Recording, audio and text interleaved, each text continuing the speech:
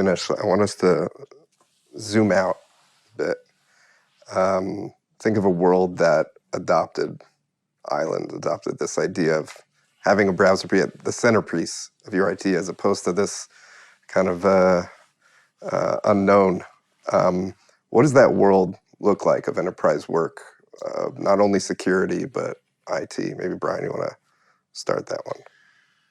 Yeah. So if I look back and think about what the world looked like probably in 2019 versus what it does now, the browser was a big part of our life, but it wasn't where all of our work was done. And slowly over the last several years, we've seen more and more of that work transition. And when the pandemic really hit, the pandemic didn't break people, it didn't break process.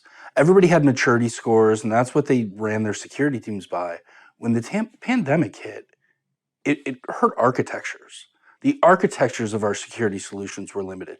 We had, because the enterprise or the browser didn't play ball with the rest of the security stack, we had stacked control after control on the network and further away from the user. And so our ability to bring those controls back home where the user's working makes not only a better user experience, but it enables so much security to be done in a much simpler and easy to consume way. Yeah, what we start to realize is for a BYOD user or a contractor, all of a sudden they just went into this portal. Happened to be a browser, but it was a portal. It was an island portal where all their entitlements sit. The data is controlled, it's protected, and this idea of work from anywhere, work from where it's convenient, how you wish, is very real. Not work from anywhere if you install all these crazy things, if you give up your privacy, if you give up, insight, if you give up on cybersecurity. No, work from anywhere just as a net matter of course. And then it started to become pretty obvious that work from anywhere was way more cost effective than our other approaches. So you start asking yourself, wait, why wouldn't I use these controls on a configured environment, in a managed environment? Like, why wouldn't we do that? And it just started to play out. So what a wonderful opportunity to kind of embark on this as we're looking at the changing landscape of what the definition of our IT infrastructure is, thanks to the pandemic. As we're, kind of looking at what the future of work really should be, work from anywhere is not just an enablement, but literally how people are hiring.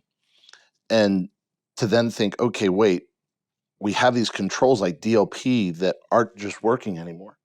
What is our next future of that? All of these things kind of kicked into a perfect storm of, this is an idea whose time had come. And it was a scary idea. You're going to replace my browser?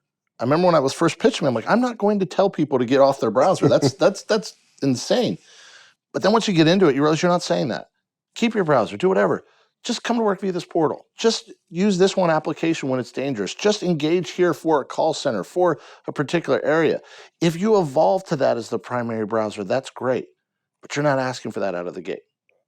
Now, what's happened over the last 6 months or a year is the number of primary browser projects have ballooned. Because as these high-end engineers and architects get a hold of it, they're seeing the opportunity to solve so many more problems we ever understood. And they just get to a point where they want this as part of their infrastructure. And that change of being part of a future infrastructure is opening up a lot. We were listening to a very bright CTO at a bank recently explain how their goal was browser-first development. That's where they're riding towards. And that makes sense. We've all been riding towards browsers for a while. But what I didn't realize is what they meant was if they collaborated with us and we could control the data flow and we could protect the last mile, that saved them from having to build iOS apps and Droid apps and Linux apps and all these things. If they could just say, if it goes in the browser, they know what they can control by policy on the other end. Browser-first development is a very, very real thing. And now we're talking about helping the CIO's office out. And what a wonderful point of enablement. Our CISOs have worked so hard to enable the business, but they've always been an additive step.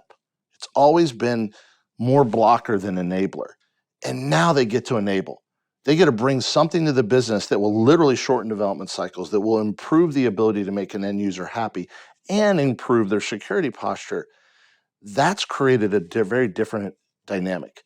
The number of calls I'm on where a CISO is talking to the CIO about how both will use it. I never had that with anything else I worked on. And it is an evolution of the design and a requirement we have to keep in mind that the CIO is as much a customer to us as the CISO.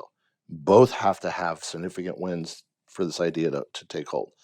But what a wonderful, wonderful opportunity brought to us by some challenging times. Yeah, and I remember, it's almost like step one is removing friction, and step two is enabling, and it's almost like we're skipping to the second step. We're not just removing friction so that security isn't at odds with productivity, with IT, but it's actually bringing an IT solution through the security, channel. Yeah, and it's not all just about transformation. It's a lot of just solving problems. Right. There are things we're being presented with now that we have to come up with creative ways to fix, and we can do that. Sure. There are also problems people see are coming. The improvement of the encryption schemes, cert pinning, asynchronous traffic, all of these things challenge our network security layers. Well, what if we had controlled pre and post encryption? What if everything generated, we could decide what occurred to it, where it went, where that traffic occurred? All of a sudden, things like zero trust, which start to become a challenge in a BYOD world, are as easy in a BYOD world as they are a fully managed environment.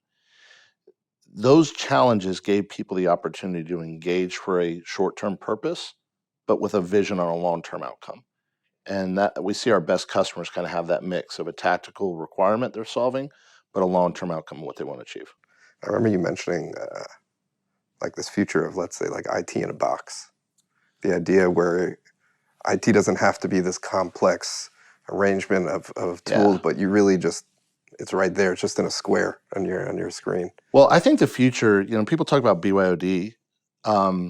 I think that way undersells the future, how this thing's going to go down. Exactly. It's self-IT.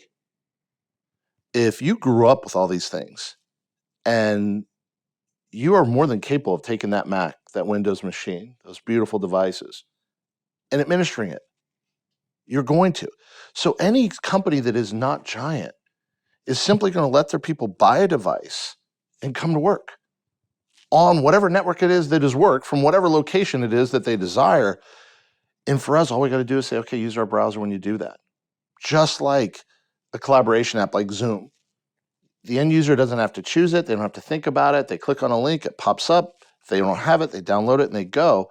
But in that self-IT'd environment, all of a sudden that IT in a box, that security in a box can mean that 300-person company can have an amazing security posture. They can protect their data. They can think about how to give an entire full stack of security without having to have a massive security team, which they can't find or afford.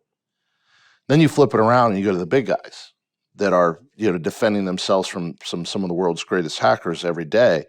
They get to have a control at a level they never had before, and they're able to use that to essentially take their whole posture up to a level that would have been extra millions of dollars of investment. So it works on both angles as we rethink kind of what the future looks like. Awesome.